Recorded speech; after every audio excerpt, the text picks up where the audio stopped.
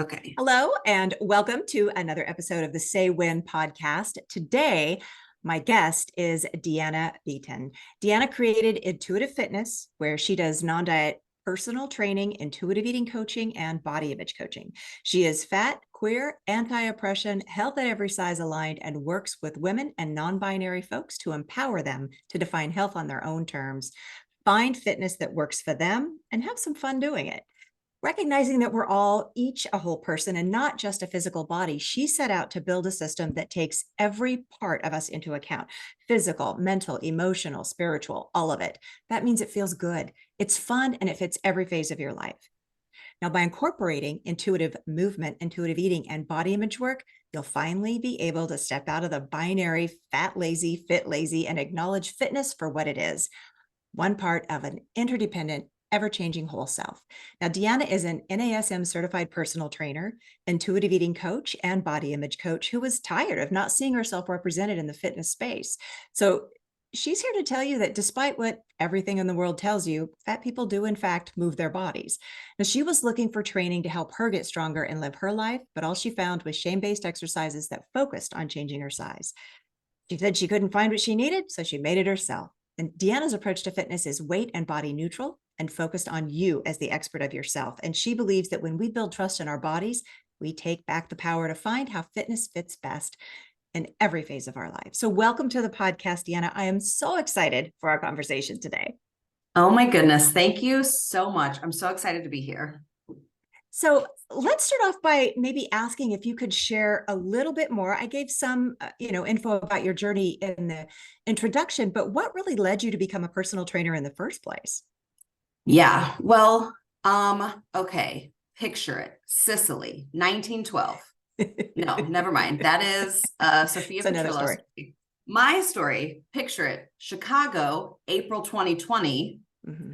I had been locked down in my apartment for about a month and I was going insane. But specifically, I had been living a very active life. Like, I live in the city. I walked, I took public transportation, I worked out, I was moving a lot. And then all of a sudden, I was locked in my 1-bedroom apartment, afraid to even leave the apartment because even to just go in the hallway, I could be exposed to COVID and we had no idea what was going on, right? Right. So I very suddenly went from active to like sedentary and had no space to move really. Mm-hmm.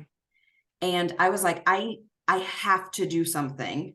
And one tiny thing that I know from a lifetime of experience that could help would be moving, getting back into movement, because I grew up playing sports my entire life. So I knew firsthand all of the benefits that exercise and movement and fitness could bring. And so I was like, okay, I need this back in my life.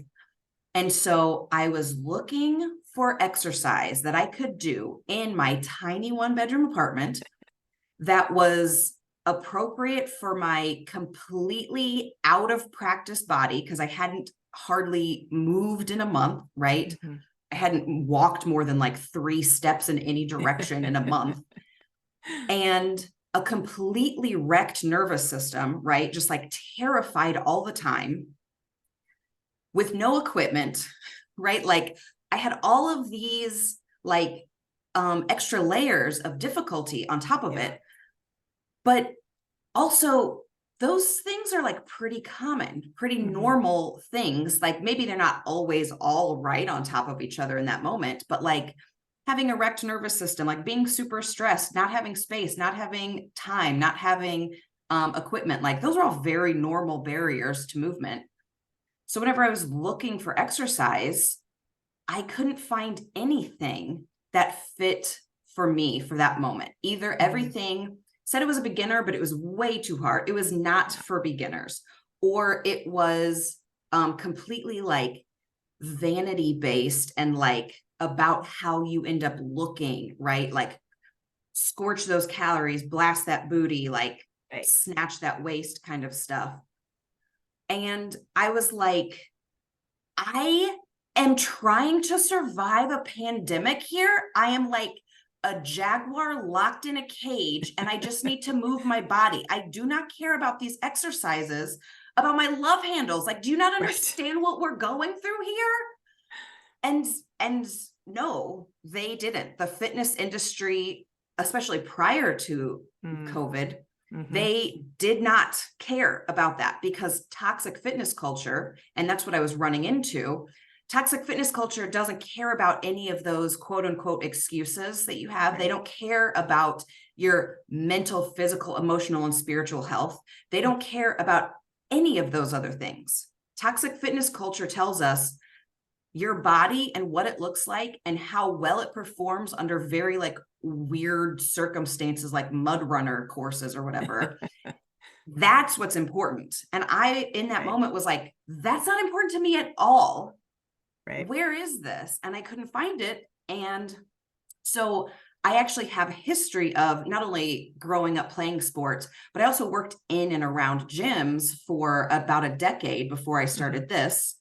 And so I was a lifeguard and a lifeguard trainer, and I was working in and around gyms.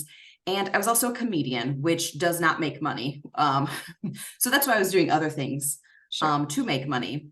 But that April of 2020, I started learning about how to become a personal trainer strictly for myself, just so I could build some sort of shame-free exercise program for myself. And then whenever I was like looking more into it, I was realizing there were not any people that I could find in larger bodies. There were not fat personal trainers. And I was like, I have been exercising my entire life and I've never been small. I know from a lifetime of experience, there's nothing I could do short of very drastic, unhealthy measures that would make me a smaller person. So why aren't there any fat personal trainers? I can do this and I'm fat. Like, they are not mutually exclusive. So where are they? And once I was like taking in the information, becoming a personal trainer just for myself, I was like, I have all the skills. I have an accidental history of doing this my entire life, as it turns out. I think I need to be that person I couldn't find for other people to be able to find me. And so that is how I turned into a professional non-diet personal trainer. I think that's so fascinating, because that's, as you were talking, I'm like, oh my God, that is one of the aspects of lockdown in the beginning that I think was so glossed over by the fitness industry, is that at that time, we didn't need a snatched waist.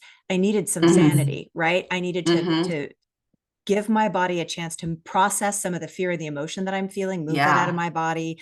I needed to feel like I had some control over what was going on in my life, expressing myself. And really all of that is the stress management alone is what I see as the top benefits for movement, rather than just burning calories to look a certain way. And it was completely just denied that was going to be the thing. Yeah. People were still selling us weight loss, right? Even during the pandemic, when that was the least of our concerns. Oh my gosh, were they ever? This is the perfect time to lose all the weight. Now that you're locked no distractions. And then next time everyone sees you, you're going to be so thin. And I was just, I was losing my mind over all of that messaging. Yeah. I think there are a lot of aspects of toxic fitness culture. We could probably spend an entire episode just talking about that. Easily. But what I'm interested in is knowing is, based on your knowledge of all of that, you see it. How do you help your clients see it? How do you help them recognize that and then begin to change their perspective or move away from those really harmful concepts? Yeah. Well, toxic fitness culture is the jock BFF of diet culture. And all of these toxic anything cultures are basically, like, in a nutshell, anything that shames and blames you and makes you feel guilty or like you are wrong or bad or not good enough, just as you are. So I can point out lots of specifics to my clients about what, like, that's toxic fitness culture. So is that, so is that, so is that. But I can also just tell you, like, if anything makes you feel like you're not good enough, it is some sort of toxic something culture, right? So So for everybody out there, that is like, let's just start there. If any culture, if any messaging, if any belief is telling you you're not good enough, or you should be ashamed of just literally who you are, then that's it. That's a problem. Red flag, turn, run the other direction, right? Absolutely. And you had earlier, you mentioned not being able to find someone that looked like you in the fitness industry that you could relate to. And I think that's because there's so much misinformation about if you're in a bigger body, you can't possibly be healthy. So I don't think people understand that. I don't think they give credit to people in larger bodies that are healthy as heck. There's a lot of people that are out there doing amazing things that are not tiny, that are not underweight, so to speak. And I don't believe a lot of gyms were hiring, especially women like that. I actually worked with a woman who used to be an aerobics instructor in the 90s, and they had to be a certain size. So they were weighed and measured to make like airline attendants, right? And they all had to wear specific like leotard bodysuit things that showed their bodies in certain ways. I mean, it was just sort of ridiculous that it wasn't about fitness at all. It was more about, dancing Barbies. I love Barbie, don't get me wrong, but that's not exactly going to work for everybody. Not everybody's going to look like that. Now that you are aware of this and you see it and you've created this program for yourself, could you explain to the audience a little bit about your concepts of intuitive movement and intuitive eating and how they really form the cornerstone of your entire coaching philosophy? Yeah, definitely. So I started becoming a personal trainer, and so I started from a place of I'm not shaming and blaming my body anymore. Like, this doesn't work. I'm not doing it. So I'm going to figure this out for myself this other way. And then whenever I was realizing I wanted to share this work with the world, I was like, okay, I need to get serious about figuring out exactly how to say this in a way that doesn't make anyone feel ashamed. And so then that's whenever I discovered our mentor, Stephanie. And so I joined her program and I became an intuitive eater and intuitive eating coach in her program. And every step of the way, whenever I was learning about intuitive eating, I could see how if this was just tweaked a little bit, it would also be applied to movement. Yes. So every step of the way, I was like, oh, this isn't just about eating. This is about the way that we think about, in this case, eating. And so with every principle, and there's 10 principles of intuitive eating, with every principle, I've taken it and I've tweaked it and applied it to movement. So I've created the 10 principles of intuitive movement that I teach all of my clients. And just like with intuitive eating principles, it's not tips and tricks and tactics about move this way and don't move that way. It's about reframing how we think about movement and health and our body. And so with those foundational principles, then you can get into the tips and tricks and tactics of like, okay, but for me and my particular body and my particular schedule and my particular interests, how do I put all of that in there? And so that's what I do with my clients. But yeah, everything is based on my 10 principles of intuitive movement that really get you into a healthy relationship with movement in the first place. Now, as someone who has experienced some injuries, knee and shoulder injuries, and I think on your website, you even mentioned you have asthma. How do you tailor your training to accommodate diverse physical needs and conditions for your clients? Oh, sure. So with my one-on-one work with clients, it's all completely tailored to the individual in so many ways, including, if you have any injuries or any just sort of like sticky spots or like crunchy spots or just things that you don't like for whatever reason. And we can get into that for sure. But so all of my personal training work one-on-one is absolutely tailored to everybody. But part of that knowledge that I have to be able to share with clients of like modifications and alterations and variations of exercise come, yes, from my personal training certification, but then also I have taken a size inclusive training certification. And all of that was so enlightening, not because I learned very much new stuff, but because it focused on people in larger bodies, how to cue and modify exercises for people in larger bodies. And she got into the physics and the physiology of why certain moves are more likely to injure people in different body sizes and shapes, and how to adjust. And it's not that I learned a bunch of new stuff, although I did, but every single move, I was like, I knew it. I knew that hurt me more than people in smaller bodies. Or like, I knew it wasn't that I was out of shape. I knew it's because that doesn't work like that if your hips are, at a different angle. Or like, everything I learned just was, she explained the science of it, and she like validated my lived experience, which I knew was real, right? I live in my own body. I'm the expert of my own body. I know that when a personal trainer tells me to squat in that particular way, they have only ever felt squatting in their small body and with their weight distribution in their particular way. And that's not how my body is shaped. And that's not how a lot of people's bodies are shaped. So whenever a personal trainer in a smaller body cues you and it doesn't feel right, and they don't have the lived experience, or they haven't taken this course, they don't realize, like, it's not that the person exercising is bad at it. It's that body just doesn't move that way. It's not wrong. It's not broken. You don't need to like make them push past it. There are other ways to get them into that move, like a squat per se. And so I have training for my personal training certification, from the size inclusive training certification, but then also from my own lived experience of moving through the world and exercising in all kinds of ways in my own larger body and very injured body. Yes. Well, and how powerful to be able to not only say, I knew there was something else going on, but to be able to prove it with science, because so many times clients want to see the proof, right? It's like, it sounds like a great concept, but can you show me the science? And it also makes me a little sad that all personal training programs don't have size inclusivity built into them, that you have to take a special separate certification, because I guarantee you there are plenty of people out there that won't bother. Oh, absolutely. Yeah. I mean, most of that certification was sort of like justifying itself because people are so biased to think like, well, fat people just aren't trying hard enough. And so it's like, that's not what's happening. So they do spend a lot of time on describing the health at every size, science and information and stuff like that.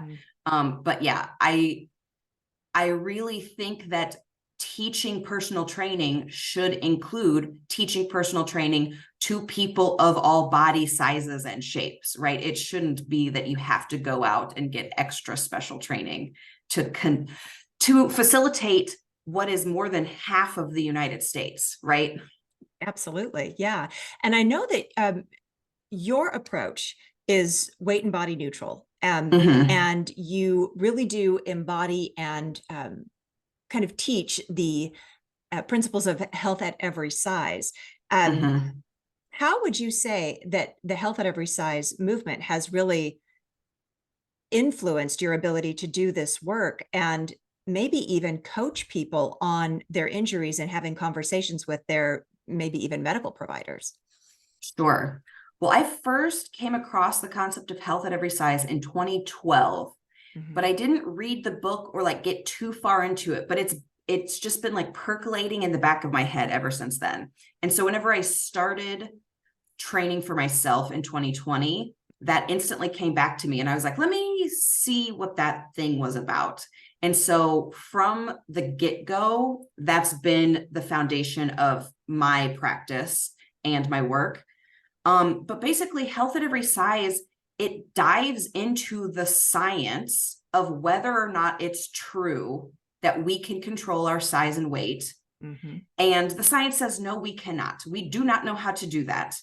And so every thought and belief that's built on top of this false belief of, I can control my weight, I can control the size of my body, anything that's built on top of that, I mean, it's a house of cards, right? It's built Mhm. on lies. So helping people realize that any beliefs that they have about either how in control of their body and health they are, is Mhm. probably we have a lot less control over that than we think. But then Absolutely. also the moral valuation and the moral judgment we have Mm. about if we like what size and shape our body is. So whenever it comes to like injuries and asthma and just anything outside of the perfect healthy norm, health at every size really helps bring compassion and scientific understanding to the question of like, are you sure that that's how bodies are really supposed to work? Like, do you really think you're never ever supposed to be injured ever, or that you're Yeah. supposed to be able to heal instantly? Or right, so just questioning like, is it true that being fat makes you more likely to have asthma? It's not, by the way. But I can't even tell you the number of people who I've talked to and who've messaged me out of nowhere just to be like, my doctor literally told me that I should lose weight and that would Mm. get rid of my asthma. And it's like, Ugh. oh my gosh, that is not how that works. Yeah. I was just having a conversation with a previous client, and we were kind of reviewing some conversations she'd had with her doctor, and she had no comorbidity. She had no high blood pressure, no diabetes. She didn't have hypertension. She had like nothing wrong with her, except her Mm-hmm. body mass index was not where he wanted her to. And he was trying to convince her to Mm-hmm. have gastric bypass surgery just Oh, because of her wow. size, no other physical problems. And so she was fortunate. She was able to find a health at every care provider that she could connect with and that she felt was Mm-hmm. supportive. But there are so many people out there that don't even know it's possible to question your doctor or to Right. say, I'm going to decline to be weighed today. There's so many people that don't know Yeah. they have that right. Yeah, and that is like the core of what I try to teach people is that you are the expert of you and you have the authority to tell a doctor that, yeah, you don't want to be weighed. You have the authority to decide what's right for you. You have the Mhm. authority to find the right healthcare provider for you because, right, the confusion is like the word health. Like, what is health? What Yes. is the measurement of health?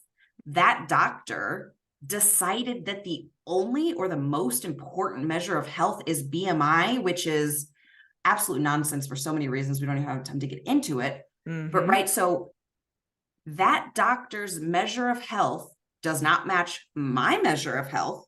Right. So that doctor would not be a good fit for me. I want me and my Mm-mm. doctor to be in agreement about what measures of health are important, right? And so that's a lot of the confusion. It's just like secret metrics that we're not really Mm-hmm. talking about, like, or confusing metrics, right? Your measure of health versus their measure of health. Whereas if you can get on the same page about that, then it's a lot easier to take ownership over who you want to help you get there. Right. And it's hard enough as a woman to go into a doctor's office and get care that is equal to a man's. I mean, if you say Oh you yeah. have pain, they're going to tell you lose weight or do something else, where if a Yeah. man goes in, they get medications. But to be a woman who is also fat, and then this is not my experience, but also a woman of color that is fat going into Yeah. a doctor's office and having to deal with all of the biases and, racism and fat phobia that goes on, it's exhausting to have to do all of that. And if you don't know you Yeah. have options, then it can feel hopeless. So, at Right. least, if nothing else, I hope whoever gets to listen to this today knows you don't have to take it. You can definitely find another doctor. You do have options, and you don't have to just agree to everything they say if it doesn't feel right for you. Yeah, absolutely. Now, I know you emphasize the importance of considering the whole person. We talked about that a minute ago, the, Hmm. physical, mental, emotional, and even spiritual aspects of your holistic approach. Um, how do you think that that concept changes your coaching and the way you coach fitness with your clients, kind of the whole holistic piece of it? Hmm. Well, I do not think that we can compartmentalize or separate out parts of ourself and let those parts be independent. We are interdependent whole people. So let's take a fitness example. If you do a bicep curl, right? Mm-hmm. It's mostly focusing on the muscle of the bicep, right? Your arm, like whenever you're doing a generic strong guy impression, right? The bicep. If you do that exercise, you're not only working the bicep. You can't only work the bicep. There is not any one muscle exercise. You cannot compartmentalize. You cannot separate out just one muscle. There are other parts, other helpers, other antagonists. Let me get out of my personal training stuff. Anyway, there's other parts of your body that are helping in doing that exercise.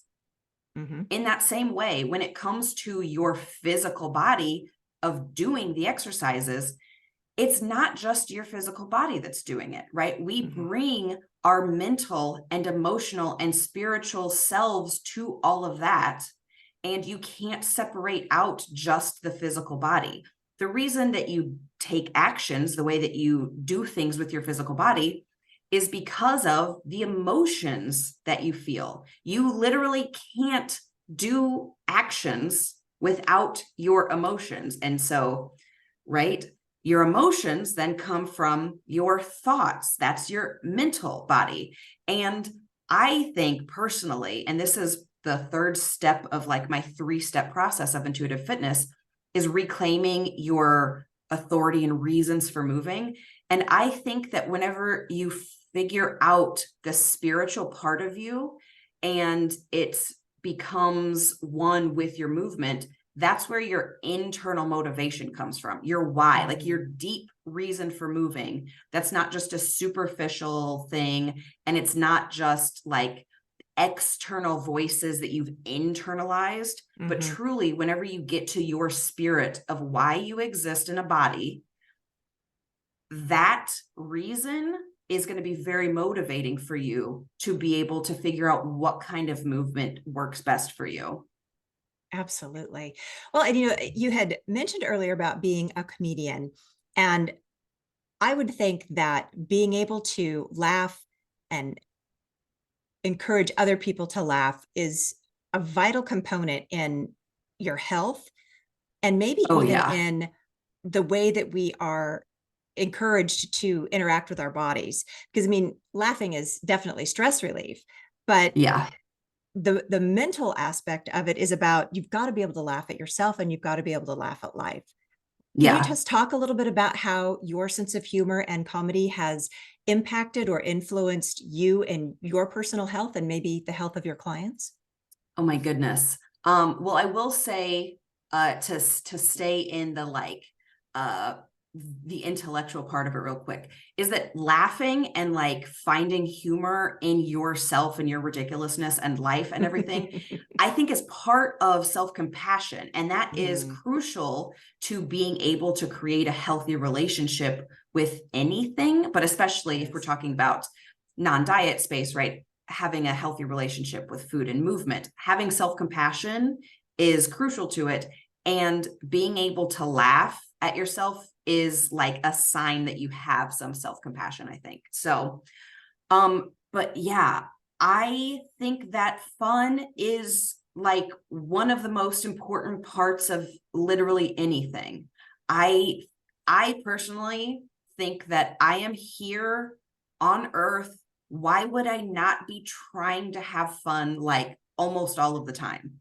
And when it comes to health and fitness, so many of us think of it as like a chore that we have to do and we hate it and it's hard. So it's like, of course you don't want to do that.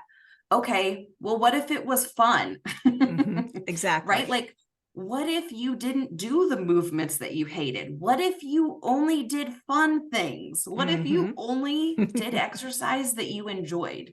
And so literally just like stepping way far back away from this concept of like, what's the best kind of exercises to do? The best kind of exercise to do is the one that you will do, and you will do things that are fun. Therefore, literally the most important part of like building a consistent habit is just have fun. Absolutely. And I would think that if you can laugh at yourself, then you are much more accepting. You have this sort of unconditional acceptance of yourself as a human on this planet. If you can Yeah. laugh at some of the stupid stuff you might do, for Yeah. some of the things that happen that just seem ridiculous, there's no other option but to laugh at it because it's just so stupid. Yeah. So it gives you a lightness that I think we could really use right now when everything in life seems heavy. Being able to laugh at whatever is going on is sometimes the only way we can cope with even tragedy, right? You've got to laugh at Yeah. stuff sometimes. Yeah. Absolutely. And I very much believe I don't know, it's partly I was born with it and partly like my, upbringing built it into me. But like I couldn't care less what people think of me. Like, so the idea of laughing at yourself, it's like I am so good at that because I am cringe and I am free. And please get in the water. The water is fine. Please join Right. me here. Like, so if you are so like stuck in your ego and worried about what people are thinking of you, it's like, oh, sweetie, you can't control that. It doesn't matter. Yeah. Come have fun. Laugh at yourself. Everything's much better over here. Well, how do you see having that sort of compassion and self-trust in yourself and your body? How do you see that help to empower people in their fitness journey? Body trust is absolutely required for you to be able to hear and follow through with your body wisdom. So your body is always trying to tell you something. It's always communicating to you, right? Like it's like the dashboard of your car. Sometimes there's not any lights on, but that's also information, right? Like, yep, everything's fine, keep on driving. But your body is telling you what it needs. It's not always super clear. We don't always speak the same language. So part of being able to hear and understand your body wisdom is building trust with your body so that you can speak the same language, so that you know whether you need to take a rest because you like legitimately are burnt out and you need the rest versus hearing that message from your body and trusting that it's like, no, this is my brain trying to avoid the hard thing, which is like that's like my most common like challenge with my body wisdom. It's like, ooh, is this like a treat yourself kind of situation? Or is this a like, you're indulging again, this is not what you need. This is no longer self-care, right? So body trust helps you like parse out the nuances of the messages that your body is trying to tell you. And just like trust with a relationship with a person, you don't you don't throw everything in on the first date. Like you don't go buy a wedding ring on the first date, right? Like well, you I don't gotta know. you gotta build it up slowly, right? You have to earn your own trust. Right. And the way that you do that is slow, compassionately, right? Like ideally having a support system that can sort of help you, because if you just jump all the way in, and this is what a lot of people do, they haven't been to the gym in a long time and they decide they're going to go to the gym, they're going to get back on track, and they go super hard and they overdo it, whether they get injured or if they just go so hard that they're like exhausted for like 2 days afterwards, or whatever the reason. And it's not pleasant because they were really testing themselves and feeling like they had to make up for lost time or something. Yeah. And that doesn't build trust. Trust takes time. So rather than like diving head first, a way to build trust is to do the opposite, right? Like do the 1% increment at a time. And over time, you will build up trust. And then you're not going to get burnt out because you have built up this practice with yourself of tuning into your body and just giving it a little bit at a time. Like, I know that I'm out of practice, body, but we're gonna do a little bit today, and I'm gonna check in and see how you're feeling. And this is me talking to my body, by the way, like Sure. having conversation, like asking for Yeah. consent, and like, okay, how are you feeling? What are we feeling? We're feeling a little stiff. Okay, maybe we'll address that, right? Like that's how you build trust. You don't just throw everything at the wall and Mhm. then you're completely burnt out after like one session. Right. Right. And when we kind of go back to the whole aspect of the mind, body, spirit connection, if you don't have that trust with your body, if you don't have that connection, Hmm. it's really difficult to connect any of the other pieces of that puzzle. It's hard to trust your Yeah. intuition about anything in your life, about choices you make, about people you meet, about situations you find yourself in, if you can't learn to listen to your body and what it's telling you, because that's where the whole conversation with Hmm. intuition starts. That's why they call it a gut feeling, right? Your body is Yeah. talking to you. And if you're not listening, then that can really cause a lot of problems. So once you learn to trust your body, you can learn to trust the information it gives you, which is really your intuition. And that can only help you make better choices, be safe in dangerous situations, and Hmm. really make the most of the opportunities that come your way. Yeah, absolutely. Right. Like feelings are called that because we literally feel them in our body. And Yes. so, right, the emotional, we name them with emotions. The emotional part of you is part of the physical workout experience, right? So Mhm. like very explicitly, those two parts being part of the whole of you whenever you try to start like a new fitness experience.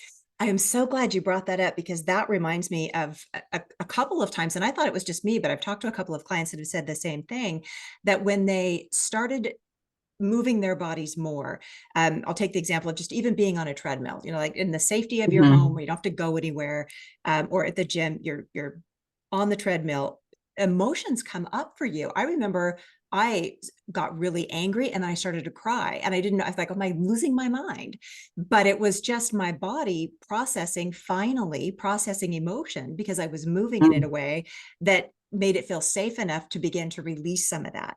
So I Mhm. know I've had, clients in the past say, oh, I just got mad, or it made me cry and I didn't want to do it. And it's like, well, it's supposed to. That's part of, kind of a purging process that our body is Mhm. normally supposed to help us do a little bit of every day. But when we are constricting those feelings so tightly and we Mhm. don't want to express them, and we're not moving our body in a safe way, it's really hard to process all of that.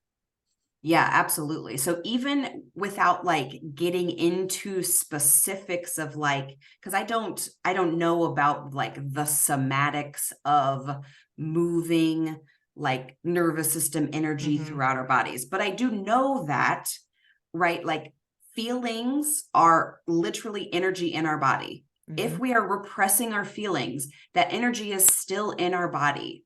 So even if you don't even think about it like as exercise, but literally Right. just moving your body helps to move that energy. Mm-hmm. And so even from like a completely non-scientific, like I don't even know, like kind of way, if you just get up and like move your body and let energy flow if it's supposed to, Mm-hmm. then that will certainly help you get more in touch with your emotions and your mental state and your spiritual state just by engaging your physical body, right? Like Right. letting things move. Right. And maybe even for some people, just letting go of the idea of what fitness is supposed to look like.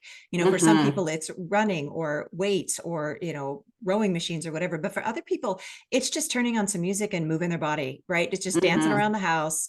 Um, Curtains closed, of course, nobody can see. And but moving your body in a way that feels safe and fun. Hmm. I am not a specialist in trauma, obviously, but I know there are a lot of trauma therapists and practitioners that encourage people to do that kind of thing, to move their bodies in certain ways or shake their bodies in comforting ways that can Hmm. help release some of that. So I think that's really fascinating to think about, Yeah. how fitness and movement isn't just about being physically fit, but it's about your Hmm. emotional health and your mental health and your spiritual well-being all at the same time. How Yeah, powerful. it absolutely is. Yeah, for sure. Yeah. Now, one other thing that you mentioned is the concept of stepping out of the binary of fit versus lazy. How do you Mhm. help your clients navigate that and redefine their relationship with fitness? Well, this thing where we get into cycles of like being into fitness and then like taking long avoidant breaks from it. It it feels like an individual thing that's like proof of we're bad at fitness and like, oh my gosh, why can't I just like get my life together and like make this a consistent thing? But in reality, I can see that it is a predictable pattern. So it is a pendulum effect. And so I call it the fitness swing set. I have a freebie called Are You Stuck on the Fitness Swing Set? And it's a quiz. And it's literally talks about like the process of, okay, so we get this motivation and we decide on Monday, we're gonna stick to this fitness routine, and we have like the whole month planned out, and we're gonna meal prep, and we're gonna go to these different gyms, and we're gonna use our class pass, and we're gonna write like all of the things that come with having a perfect life that gets organized first thing Monday morning, Mm-hmm. right? So that's us pulling ourselves to stick to these strict rules. And then that's exhausting. So Mm-hmm. almost instantly, we run out of energy and discipline and willpower because those are finite resources. And so then we swing to the other side of recovering and burnout. But we don't just stay there and recover. We actually pull ourselves there and rebel against that other version of ourselves where we're like, oh my gosh, I hate exercise so much. Like it's so hard. It feels so terrible. Like this is so not me. And so then we're still pulling ourselves just to the other extreme. And then after a while of that, we start to like feel guilty or feel bad about ourselves. So then we pull ourselves back to this strict rules of fitness. And so we just keep pendulum swinging between these two things. And a pendulum, if you stop pulling on it, will eventually settle at an equilibrium in the middle, right? Mm-hmm. And so that's what intuitive fitness is. It's to help us stop pulling ourselves to either side. And right in the middle, we can find a little bit of movement, a little bit of rest, right? Like just right. Like the porridge is just the right temperature, the bed's just the right size. Like intuitive fitness says you don't have to pull yourself in any direction. It is all going to fit if you can see the ways that toxic fitness culture is convincing you that you have to pull yourself to either extreme. So I have a freebie. It's a quiz. And then it also tells you, depending on like where you are in the pendulum swing, because it's not like two different people. That's two sides of the same coin, right? Like this applies to almost all of us. And so depending on your answers to the quiz, it gives you the next steps of exactly what you should do depending on where you are in your pendulum swing. Fantastic. I bet everybody's going to go over there. I'm probably going to go take that quiz myself. So tell me a little bit about your intuitive fitness coaching program. Sure. So it is an hour-long one-on-one weekly coaching. It is 50% exercise, 50% mindset coaching, and 100% different. So it is basically like what we've been talking about. It is, yes, we do exercises together, and I do it at a pace that is completely tailored to you and your interests and what you want to do and what you have available to you, all of that kind of stuff. But we also start the first half of the session is the mindset coaching, because just doing the exercises isn't going to change your relationship with the exercises. First, you have to think about what is your relationship with it right now. And so we go through the 10 principles of intuitive movement. Sometimes we go through intuitive eating. We go through body neutrality and body image coaching. We go through all of these different tools, and we do mindset coaching that we use those. And then we're thinking about those whenever we go into the movement. And so the movement practice, the exercise that we do together is really like a corrective experience, because so many of us, if we don't have a healthy relationship with fitness right now, like if we feel like we sort of hate it, or if it's like a chore, that's because toxic fitness culture has gotten in the way. And so all of our experiences with fitness have been probably like negative. And Right. so I want us together to have a corrective experience where you can feel for yourself what movement does for you. You don't need me to tell you what the benefits are, because I'm going to ask you before we start how Mm-hmm. you feel and how you want to feel at the end. And then at the end of moving, you tell me how you feel. I don't know what the benefits are. You tell me. And Yeah. part of that is learning how to feel into your body and knowing how movement does make you feel with trial and error and practice. And so Mm-hmm. yeah, it is still exercise, but it's also incorporates the mindset coaching so that even after our work together, you can go on and continue your intuitive movement practice. Whereas with most personal trainers, you show up, you do your exercise for that time, and then that's sort of where you are. Yeah. I think that's a fascinating concept to start with the mindset, because the mindset that we've been sold is about go harder, go faster, no Mhm. pain, no gain. And if that's the only experience you have with fitness, no wonder it feels hard. It's Yeah. made hard. If you don't do it perfect, you don't do it right. I mean, Yeah. all that kind of craziness that goes on in our head, if we could just dismantle that and explore the concepts of why do I want to do it? What is the benefit for me? Not what, the Mhm. weight loss benefit, but why else do I want to do this? Why do I want to make this a consistent part of my life? Because I think that's the other thing that's sometimes missing too. When we start a fitness program, especially in the beginning of the year, it's a means to an end. It's to fit in the bikini, it's to lose the weight, Mhm. it's to have a, new year, new you nonsense that's going on. But we Yeah. never think about what is the value of this for me personally? How will this change me? How will it change my relationship with myself? And Yeah. if I can really do this and then take the skills I learned, I can apply that to absolutely anything else I want to change in my life. That feels so Yeah. powerful. Yeah, it's completely about taking your own power back from toxic fitness culture or from some sort of external source telling you what your body is here for and like what your body can do and what it should look like. It is completely about you feeling into your own body and tapping into your spirit and knowing like, oh, no, no, no, no. My body is here for me to do whatever I want with it, right? It's here for me to go on hikes. It's here for Mhm. me to go dance at a Beyonce concert. It's here for me to go like push my nephew on a swing. It is Right. not here for all those other reasons. Yeah, absolutely.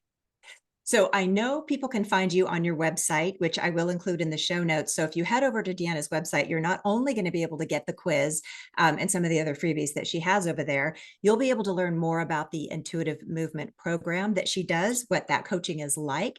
And if you want to taste without a commitment, she also offers some really cool classes that are pre-recorded. They're only $10, which is a steal, if you ask me. You can go over, you can see her, hear her, get a little taste of what working with her would be like, and then you can sign up for her program. Deanna, what final words or advice would you give someone who feels like they're maybe trapped in some of the expectations of toxic fitness culture and they really are struggling to find a way to enjoy movement? What would you suggest they do just to get started? First, I would suggest figuring out how to get those rules about what fitness is out Mhm. of your brain. So that's what I do. I help people get those rules out of their brain. But any sort of self-questioning of like, is this true? Is that true? Is that a real fact? Or do I just think it's true because enough people have said it or because like Mm. somebody important has said it? Right. Mhm.